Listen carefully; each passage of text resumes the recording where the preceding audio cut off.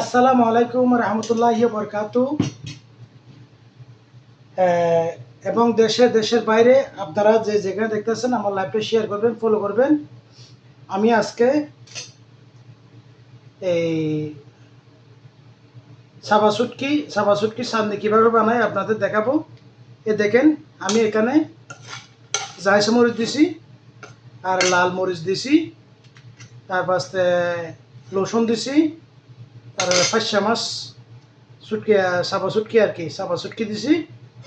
এই সবগুলো আমি সাফ করি, পরিষ্কার করি। সাবা শুটকিগুলো আমি তেলে ভাজি ফেলাইছি। তেলে যখন ভাজি ফেলাইছি, এখন আমি এটা ব্লেন্ডার করি সাবা শুটকি বানার জন্য আমি তরতিব করতেছি। আপনারা দেখতেছেন আমি এখন এটা সবগুলো ব্লেন্ডার করব। আপনাদের সবাই শেষ পর্যন্ত দেখবেন, লাইভে শেয়ার করিবেন, ফলো করিবেন এবং আমার পাশে থাকবেন। এখন আমি সবগুলো উপকরণ দিছি।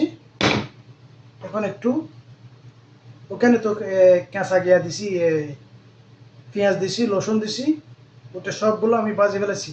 এখন অল্প করে ধনিয়া পাতা দেব,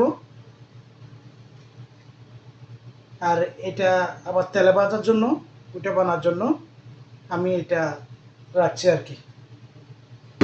তো আপনারা কে কোথা থেকে দেখতেছেন আমার লাইভটা শেয়ার করবেন, ফলো করবেন এবং আমার পাশে থাকবেন, শেষ পর্যন্ত দেখবেন। আমি শেষ পর্যন্ত বানাই আপনাদের দেখাবো।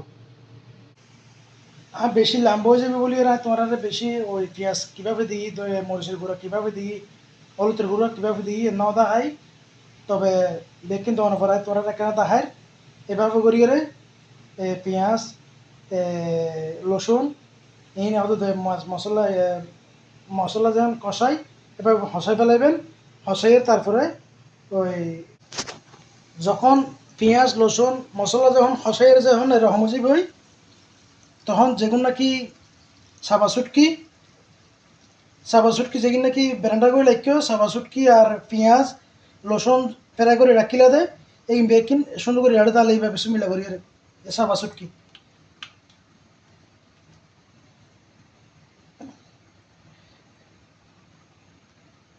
দেখো না সুন্দর করে ডালা দিয়ে রে আবার কি করিবে, সুন্দর করে হসাই ফেলাবে। যখন হসাই ফেলাবে গরম গরম ভাত দিয়ে রে যখন খাইবেন, তখন বুঝতে পারবেন সাবা শুটকি স্বাদ কীরকম। তখন বুঝতে পারবেন এইসব। দেখো না, এখন আপনারা দেখেন আমার সাবা শুটকি রান্না শেষ। সাবা শুটকি কি সুন্দর করে রান্নি আপনারা দেখেন। আপনারা যদি কেউ খাইতে চান তাহলে আমি বানাই দিতে পারবো। আপনারা শেষ পর্যন্ত দেখি একটা লাইক করবেন, শেয়ার করবেন, ফলো করবেন। আপনারা সম্পূর্ণরূপে একত্রতে শেষ পর্যন্ত দেখবা সাবা শুটকি কীভাবে রান্না করে।